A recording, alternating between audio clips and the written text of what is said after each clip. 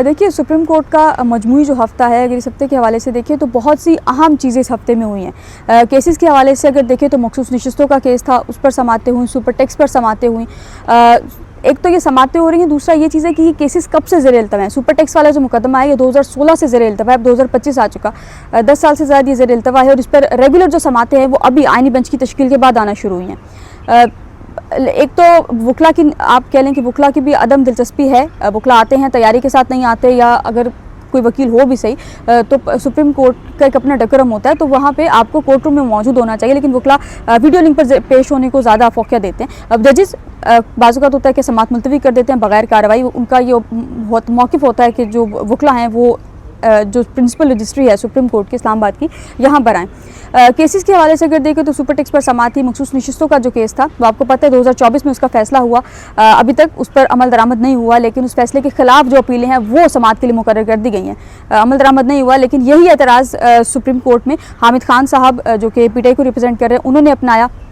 दीगर वकला ने यही मौक़िफ़ अपनाया। फैसल सिद्दीकी साहब जो कि सुन्नी इत्तेहाद के वकील हैं, मखसूस नशिस्तों वाले में 13 रुकनी बेंच था और पहले ही दिन जस्टिस आयशा मलिक और जस्टिस अकील अब्बासी ने यह एतराज़ किया कि ये मेन उनका आर्गूमेंट यही था कि जब एक चीज़ पर अमल दरामद ही नहीं हुआ तो आप कैसे उसके खिलाफ आके जो केस है उसको दोबारा से सुन सकते हो। और जो नून लीग के जो वकील हैं हारिस अजमत साहब, उनका ये मौक़िफ़ था कि इस केस को रीहर किया जाए। उस पर जस्टिस आयशा मलिक ने एतराज़ उठाया। उन्होंने कहा कि हम इस केस को रीहर नहीं कर सकते, कि नज़रसानी है।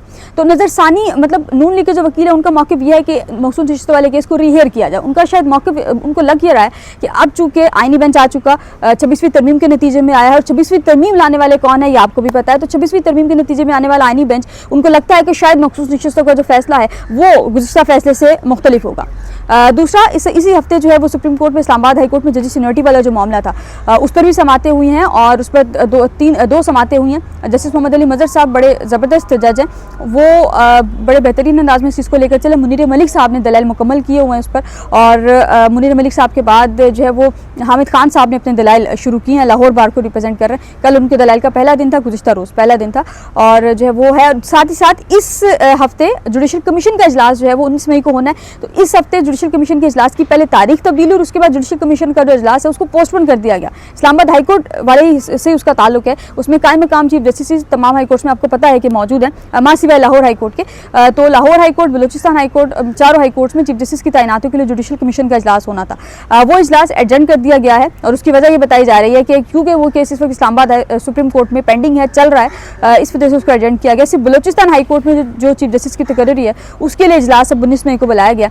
लेकिन ये इजलास जो है आने वाले 19 मई को ये इजलास होना है, और जब ये केस आइंदा हफ्ते में जब भी कंक्लूड होगा तो बड़ी अहमियत का हामिल रहेगा, क्योंकि जो जस्टिस सरफराज डोगर साहब है इस वक्त सुप्रीम कोर्ट में, जो इस्लामाबाद हाई कोर्ट में जो कायम मकाम चीफ जस्टिस हैं, गो कि उनके नाम के साथ कायम मकाम लिखा नहीं जाता, चीफ जस्टिस लिखा जाता है, लेकिन जस्टिस सरफराज डोगर साहब की जो परमानेंट तकर्री है वो उम्मीद है कि आने वाले 1 से 2 हफ्तों में सुप्रीम कोर्ट ऑफ पाकिस्तान से जो है वो हो जाएगी।